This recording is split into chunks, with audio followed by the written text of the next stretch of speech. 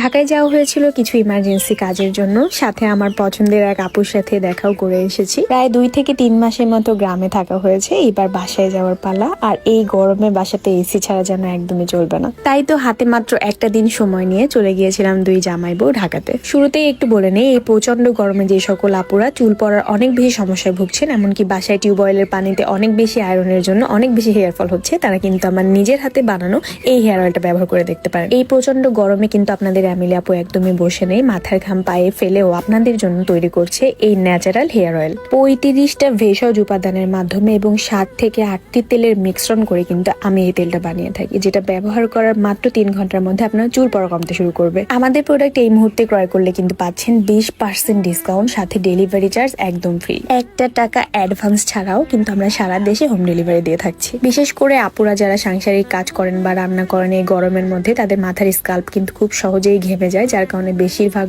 সময়ে hair fall হয়ে থাকে। এমনকি বাসার টিউবওয়েলে বা সাপ্লাইয়ের পানিতে আয়রন থাকার কারণে হেয়ার ফলটা বেশি হয়। আর আমরা মেয়েরা চুল পড়া শুরু হলে তো আমরা এক প্রকার ডিপ্রেশনে চলে যাই, তাই ডিপ্রেশনে না গিয়ে এখনই আমার পেজ মেনশন করে দিলাম ওপরে, এখনই গিয়ে আমার প্রোডাক্টটা একদিন হলেও ইউজ করে দেখবেন। আশা করি মাত্র একদিন ব্যবহারে আপনি বুঝতে পারবেন আমাদের প্রোডাক্ট কতটা উপকারী। বেশিরভাগ সময় আমরা দুই জামাই বউ কয়েক মাসের কাজ একেবারে জমা করি অ্যান্ড একটা ফাইনাল ডেট মানে নিজেরাই বানাই যে ওই দিন আমরা যাব অ্যান্ড ঢাকায় গিয়ে ওই দিন সব কাজ শেষ করে আসবো।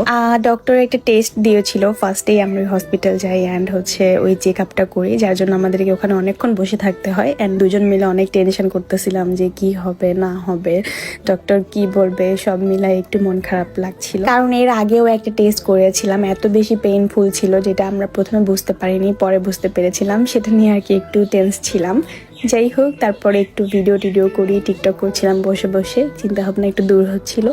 আসলে এটা টিকটক আমাদের একটা বিনোদনের উপায় আর কি, মানে সময় টাইম পাস করার একটা মাধ্যম। তারপর টেস্ট কমপ্লিট করে এসে ভালো একটা রিপোর্টও পাই, দেন আমরা বের হয়ে পড়ি। আর দুপুরও হয়ে গেছিল, দুপুরে বেশি হয়ে গেছিল, অনেক বেশি ক্ষুধা লাগতেছিল, ভাবতেছিলাম যে কোথায় খাবো, কোন রেস্টুরেন্টে। আশেপাশে তো মানে চাইনিজ রেস্টুরেন্ট ছাড়া আর কিছু ছিল না। যাই হোক, চাইনিজ খাবার খাওয়া ছাড়া কোনো উপায় ছিল না, যদিও আমরা বাঙালি, মাছে ভাতে বাঙালি, দুপুরে ভাত না হলে যেন চলে না, বিশেষ করে আমার। কিন্তু কি আর করার, ক্ষুধা লাগলে সবকিছুই মজা লাগে, সামনে যা পাই। তো খাবারটা অনেক বেশি মজা ছিল অ্যান্ড লাস্টে আমরা ফালুদা একটা ট্রাই করি, এটাও অনেক বেশি মজা ছিল।